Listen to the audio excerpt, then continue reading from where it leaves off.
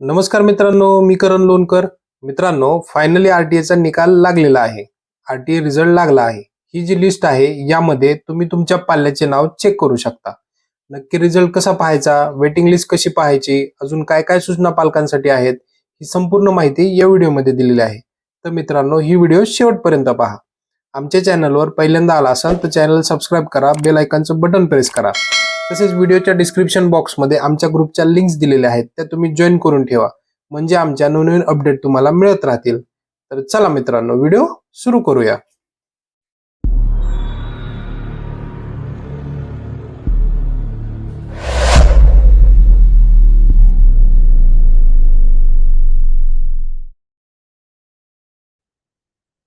तर मित्रांनो, आता आपण आरटीएच्या ऑफिशियल पेजवरती आहे.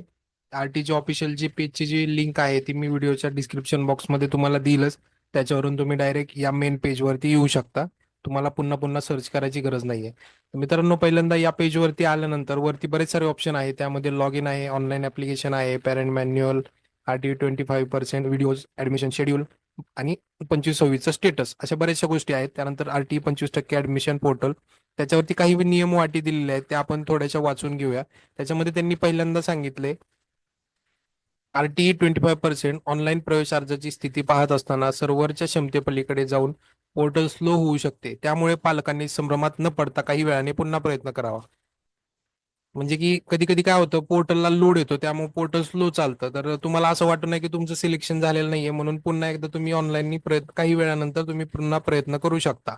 त्यानंतर 2 नंबरला त्यांनी काय सांगितलंय, 2 नंबरला सांगितलंय, निवड यादीतील लिस्ट नंबर 1 प्रवेश पात्र विद्यार्थ्यांनी प्रवेश घेण्याची मुदत दिनांक 14/2/2025 पासून 28/2/2025 पर्यंत राहील.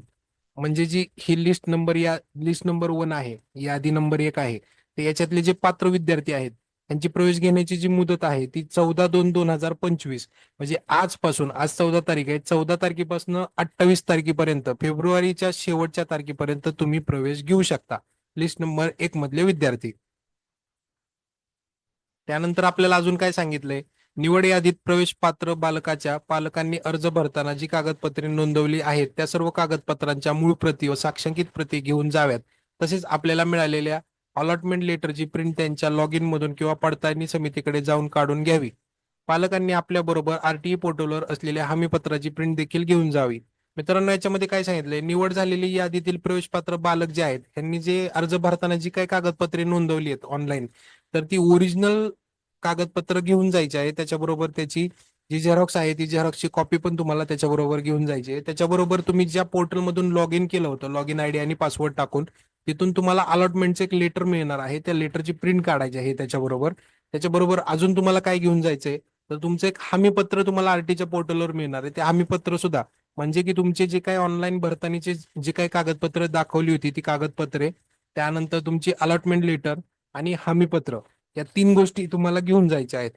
त्यानंतर आपल्याला पुढे अजून काय सांगितलं त्यांनी, आरटी ऑनलाईन प्रक्रिया सन 2025 ते 2026 या वर्षाकरिता निवड यादीतील प्रवेश पात्र बालकांच्या पालकांना त्यांच्या मोबाईलवर एसएमएस प्राप्त होईल. परंतु पालकांनी फक्त एसएमएस वर अवलंबून न राहता आरटी पोर्टलवर अर्जाची स्थिती या टॅबवर आपला अर्ज क्रमांक लिहून लॉटरी लागली अथवा नाही याची खात्री करावी.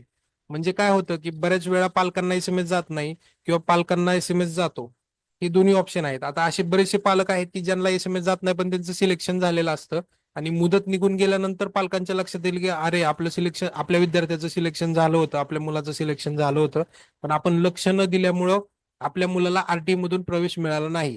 तर मी पालकांना, माझी कळकळीची विनंती आहे की पालकांनी फक्त एसएमएस वर न राहता ऑनलाईन पोर्टलला जाऊन तुमचं नाव सिलेक्ट झालंय का, तुमच्या विद्यार्थ्याचं नाव आलंय का, हे तुम्ही चेक करा.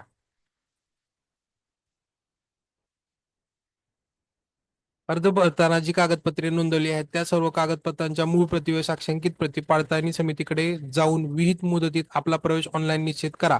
आपला प्रवेश ऑनलाईन निश्चित झाला आहे याची रिसिप्ट पडताळणी समिती करून घेणे आवश्यक आहे. जिथं कुठं तुम्ही ओरिजिनल डॉक्युमेंट आणि त्याची झेरॉक्स, झेरॉक्स म्हणजे काय की ज्या झेरॉक्सवर तुम्हाला ट्रू कॉपी केलेलं आहे त्याला साक्षांकित प्रत म्हणतात. तर हे डॉक्युमेंट घेऊन तुम्हाला त्या ठिकाणी जायचं आहे की जी समिती आहे त्या समितीकडे जाऊन ते डॉक्युमेंट व्हेरीफाय करायचे आहेत. डॉक्युमेंट व्हेरीफाय केल्यानंतर त्यांच्याकडून तुम्हाला एक रिसिट मिळणार आहे की आम्ही डॉक्युमेंट व्हेरीफाय केलेले आहेत. ती रिसिट तुम्हाला तुमच्या जवळ बाळगायची आहे.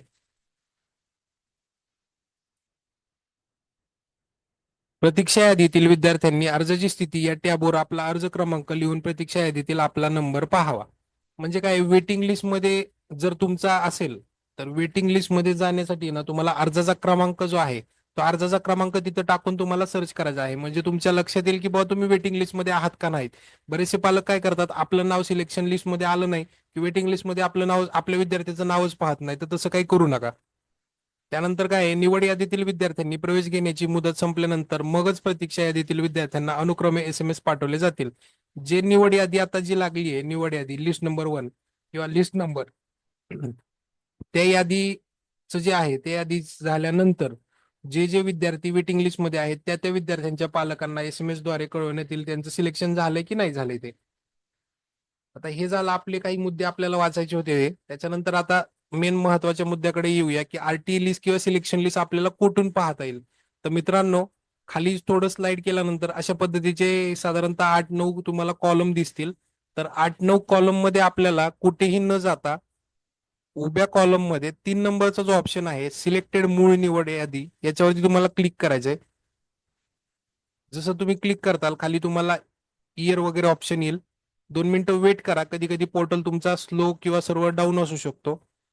हा, हे बघा, सिलेक्टेड किंवा मूळ निवड यादीवरती तुम्ही क्लिक केलं की तुम्हाला अकॅडमिक इयर येईल. तुमचा जो काही विद्यार्थ्याचा अकॅडमिक इयर आहे तो तुम्हाला अॅक्युरेट टाकायचा आहे. कधी कधी आपण चुकतो, तर ते तुम्हाला लक्षात घ्यायचं आहे. बाय डिफॉल्टच ते येताना येणार आहे.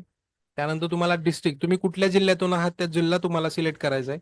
त्याच्यानंतर तुमचं सिलेक्शन लिस्ट नंबर किती आहे, तर सिलेक्शन आता सिलेक्शन लिस्ट नंबर 1च आहे, त्यामुळे सिलेक्शन लिस्ट नंबर 1 आहे. त्याच्यावरती तुम्हाला क्लिक करायचं आणि गो बटनावरती क्लिक करायचंय. यादी आहे ती यादी लागलेली आहे. सिलेक्शन लिस्ट नंबर 1 जी आहे ती तुमची लागलेली आहे. त्याच्यामध्ये तुम्ही तुमच्या विद्यार्थ्याचं नाव शोधू शकता. इथं सर्च मध्ये, सर्च ऑप्शन मध्ये तुम्ही नाव टाकून सुद्धा शोधू शकता, किंवा तुमच्याकडे जर ऍप्लिकेशन नंबर असेल तर ऍप्लिकेशन नंबर थ्रू सुद्धा तुम्ही सर्च करू शकता. साधारणतः 1817 पानांची जी ही लिस्ट आहे त्याच्यामधून तुम्ही तुमच्या विद्यार्थ्याचं नाव सर्च करू शकता. आता हे झालं आपलं सिलेक्टेड विद्यार्थ्यांच्या नावाची यादी. आता त्याच्यानंतर मित्रांनो, वेटिंग लिस्ट कुठं पाहायची आहे, तर जिथं तुम्ही सिलेक्शन मूळ निवड यादी याच्या शेजारी तुम्हाला वेटिंग लिस्ट प्रतीक्षा यादीचा ऑप्शन आहे, त्याच्यावरती तुम्हाला क्लिक करायचंय. जसं तुम्ही क्लिक करताल सेम प्रोसेस करायची आहे. पुन्हा एकदा जिल्हा निवडायचा आहे आपल्याला आणि गो बटनावरती क्लिक करायचंय.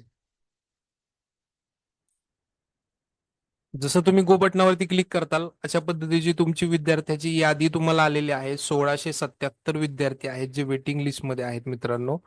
तर इथं तुम्ही तुमच्या ऍप्लिकेशन नंबर टाकून तुम्ही तुमच्या विद्यार्थ्याचं नाव सर्च करू शकता. तर ही झाली आपली वेटिंग लिस्ट. आता त्याच्यानंतर मित्रांनो अजून बऱ्याचशा गोष्टी आहेत त्याच्यामध्ये पाहण्यासारख्या. आता आपण ते पाहूया. तर मित्रांनो, तुम्हाला जे हमीपत्र द्यायचं आहे किंवा हमीपत्र जे तुम्हाला डाउनलोड करायचं आहे, ते हमीपत्र कुठून डाउनलोड करायचंय, तर जे बॉक्सेस दिलेले आहेत त्या बॉक्सेसमध्ये आपल्याला 1 नंबरचा जो ऑप्शन आहे हमीपत्र म्हणून, त्याच्यावरती आपल्याला क्लिक करून त्याच्यातून आपल्याला हमीपत्र डाउनलोड करायचं आहे. सध्या आरटीचं पोर्टल हे खूप स्लो चालू आहे. बऱ्याच विद्यार्थ्यांच्या पालकांना जर ते पोर्टल ओपन होत नसेल तर रिपीटेडली तुम्ही रिफ्रेश करा. रिफ्रेश केल्यानंतर तुमच्या लक्षात येईल की तुम्हाला म्हणजे कशावरती क्लिक करायचं किंवा काय क्लिक केल्यानंतर काय ओपन होत आहे. आता आपल्याला हमीपत्रावरती क्लिक करायचं आहे. जसं तुम्ही हमीपत्रावरती क्लिक करताल इथं तुम्हाला ऑप्शन दिलेला आहे डाउनलोड सेल्फ डिक्लरेशन. त्याच्यावरती तुम्ही क्लिक केली की ऑटोमॅटिकली तुमची पीडीएफ फाईल डाउनलोड होईल. पीडीएफ फाईल डाउनलोड झाली की तुम्ही ती पीडीएफ फाईल प्रिंट काढून घेऊ शकता आणि त्याच्यामध्ये जी काही माहिती आहे ती तुम्ही माहिती भरू शकता. हे पहा, हे अशा पद्धतीचं हमीपत्र आहे. येथे तुमचं विद्यार्थ्याचं नाव टाकायचं आहे. तुमचा जो काय अर्ज क्रमांक आहे तो, विद्यार्थ्याचे आई वडील श्री सौमती जे काय त्यांचं नाव असेल ते. त्यानंतर इथं त्यांनी सांगितलेलं आहे की 2009 अंतर्गत 25% प्रवेश शैक्षणिक वर्ष 2024-25. ऍक्च्युली हे 24-25 म्हणजे तुम्हाला वाटेल 25-26 असायला पाहिजे, पण 24-25 म्हणजे त्यांच्या दृष्टिकोनातून 24-25 आहे ते. या प्रक्रियेसाठी मी सादर केलेली कागदपत्रे बरोबर असून मी आरटी पोर्टलवर माहिती बरोबर भरलेली आहे. भविष्यात अथवा पडताळणी समितीने कागदपत्रांची व पोर्टलवर भरलेल्या माहितीची पडताळणी केल्यास व त्यामुळे चुकीची कागदपत्रे अथवा माहिती भरल्याचे निदर्शनास आल्यास माझ्या पाल्याचा प्रवेश रद्द होईल. माझ्यावर फौजदारी कारवाई होईल किंवा प्रतिपूर्तीची रक्कम शासनाकडून मिळणार नाही व त्यामुळे शाळेची फी भरणे मला बंधनकारक राहील. उपरोक्त पैकी एक किंवा एकापेक्षा जास्त शिक्षा होतील याची मला जाणीव आहे. असं लिहून तुमची जे काही माहिती असेल ती तुम्हाला फक्त फिल करायची आहे. दुसरं म्हणजे याच्यामध्ये वेगळं काही दिलेलं नाहीये.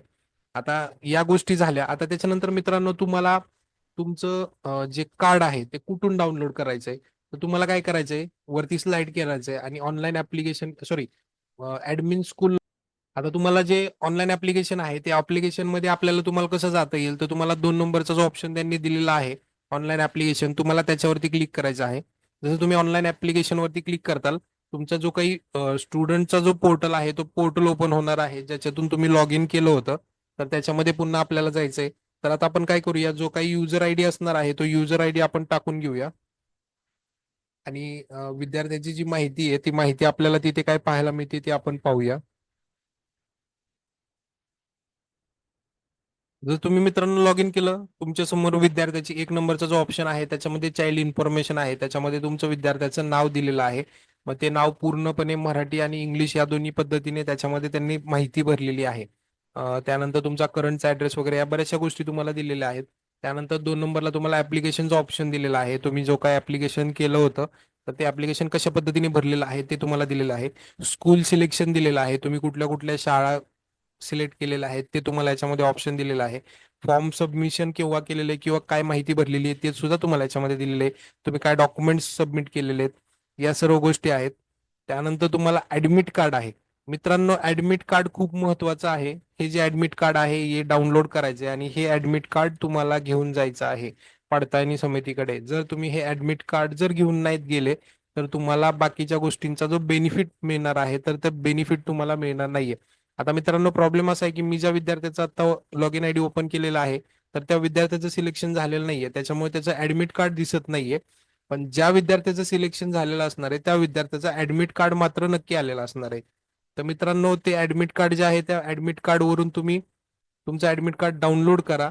तिथं डाउनलोडचा राईट साईडला वरती कोपऱ्यामध्ये डाउनलोडचा ऑप्शन असतो, तिथून तुम्ही डाउनलोड करू शकता. आणि ही सर्व डॉक्युमेंट घेऊन तुम्ही पडताळणी समितीकडे जाऊन तुमच्या विद्यार्थ्याचं ऍडमिशन कन्फर्म करू शकता. मित्रांनो, व्हिडिओ जर माहितीपूर्ण वाटली तर व्हिडिओला लाईक करा.